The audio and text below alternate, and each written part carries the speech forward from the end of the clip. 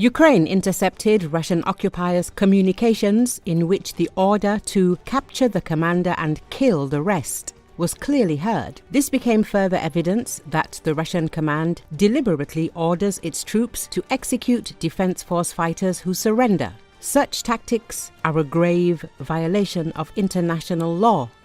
According to CNN, which obtained the recording from a Ukrainian intelligence officer, this radio exchange between the occupiers appears to coincide in time with drone footage of the execution of Ukrainian soldiers in the Zaporizhia region last November. The video showed 6 soldiers lying face down on the ground. At least 2 of them were shot point blank by the Russians and 1 was pulled aside.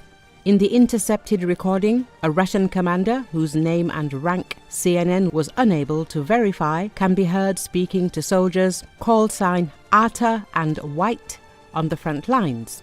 The commander gave orders to kill 6 times. Ask who the commander is. Who is the commander? Ask.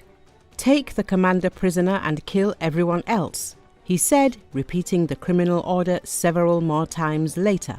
The prosecution is investigating the executions of Ukrainian prisoners, and an official familiar with the investigation said the intercepts obtained by journalists are being studied as part of the proceedings. A forensic expert who analyzed the audio files confirmed to CNN that they had not been manipulated.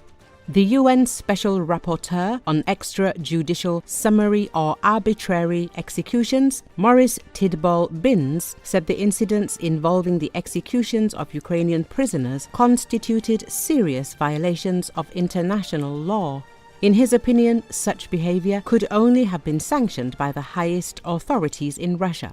They would not have happened in such numbers and with such frequency without orders, or at least the consent of the highest military command, which in Russia means the president.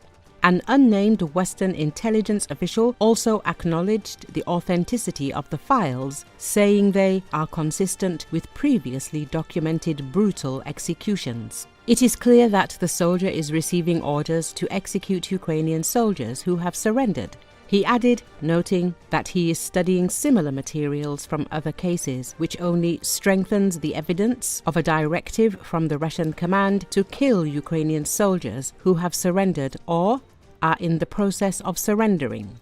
As of May the 5th, the Prosecutor General's office has opened 75 criminal cases on the facts of probable executions of 268 Ukrainian prisoners of war by Russian invaders, and the number of such cases is growing.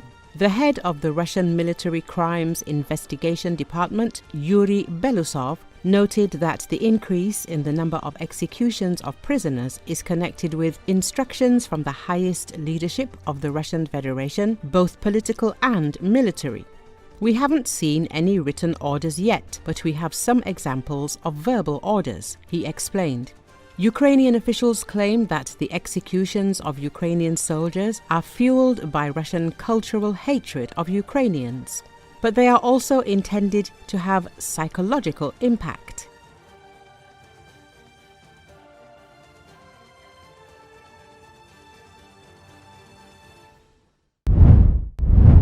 The army on Wednesday started loading up some of the tanks that will take to the streets of the nation's capital during the 250th anniversary celebration of the service next month, which will feature hundreds of military vehicles and aircraft and thousands of soldiers. According to Associated Press, the event has grown extensively in scope and size since army planners started working on a festival 2 years ago to mark the day and have now added a military parade, which President Donald Trump had unsuccessfully tried to do during his first term. The Army's anniversary celebration is set for June 14th, which also happens to be Trump's birthday. It will include concerts, fireworks, NFL players, fitness competitions, and displays all over the National Mall for day-long festivities. The Army expects as many as 200,000 people could attend, and that putting on the celebration will cost an estimated $25 million to $45 million.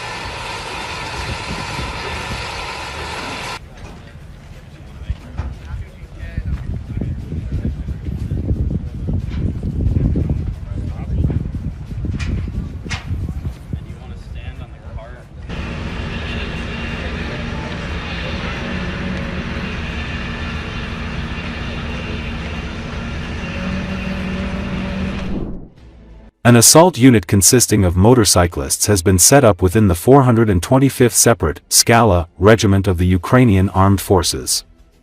The task of the unit, the first in the Ukrainian army, is to carry out quick and maneuverable attacks. The fighters of the unit say that they are currently undergoing training and are working to ensure that the soldiers drive motorcycles professionally. The fighters say that this means of transport will create additional opportunities for them. Thus, it will become even easier to enter the positions of the occupying Russian army located in the forest strip on motorcycles and conduct quick operations.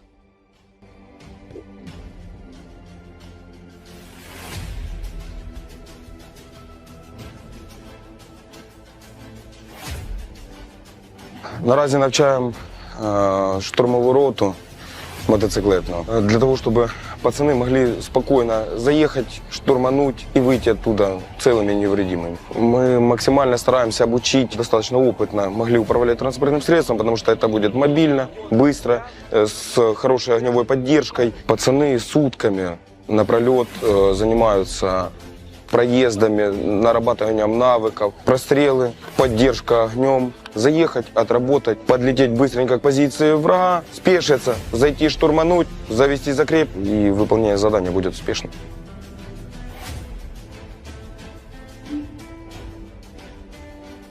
Їздиться файно, апарати грибуть добре. Ну що вам можна сказати? Ну це таке можна летіти. По барабану горка, не горка, блін, отако як на кузові, що по барабану стоять, вдвоєм їдемо, ніде нічого не падає. Мотоцикл бомба. Катаю як треба. Впечатление к мотоциклу у меня отличное. Честно, на спидометр не смотрел. Ну, соточку, думаю, дожимал. Давно не їздив, вспомнив молодость. Тренуємося, поки все йде хорошо. Все всіх виходить. Дорогу він держить чітко, тобто можна по полю наворачувати нормально йому. Що по скорості, що по проходимості, отлично. Ну, на мотиках тоже круто. Скорость, все, виражи, это все, ну, как бы прикольно. Я же говорю, как в фильме, без бомбакса. Відпрацьовуємо близько 12-14 годин на добу. Їзду, тактику, робота двійками, злагодження в команді. Пасажир відпрацьовує маневри, стрільби, водій маневрує, слідкує за дорогою. Впевненість – це саме головне, щоб в подальшому в бойових діях впевнено себе почувати. Стрільба дуже подобається, теж стріляти. По-перше, маленький, приказ зложується, комфортний собі. Дай більше, неудобно виходить. Їхати мішає, по-перше. Навіть спригуєш з мотоцикла собі, приказ заложив і менше угли нарізати. Стріляє теж чудово, майже немає віддачі в нього. Командиру нашему большое спасибо за то, что максимально дает технику, дает топливо, дает время на обучение. БК для, в принципе, любой работы. Для обучения неограниченное количество. Сколько хочет, столько и стреляет. Главное, чтобы это все пошло в пользу.